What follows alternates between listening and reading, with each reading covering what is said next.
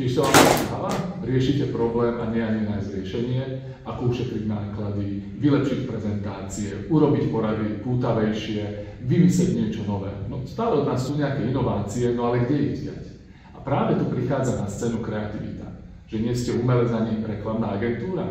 To je jeden z veľmi častých mýtov. Keď sa povie kreativita, ľudí napadne niečo abstraktné, niečo umelecké. Ale práve naopak, kreativita je veľmi praktická, dá sa naučiť a dá sa rozvíjať. A preto som pre vás pripravil školenie Kreativita.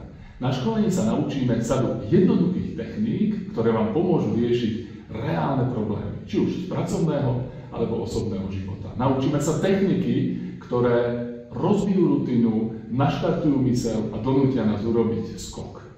Kreatívny skok. Teším sa na vás. Prídite s otázkou a odíďte s odpoveďou.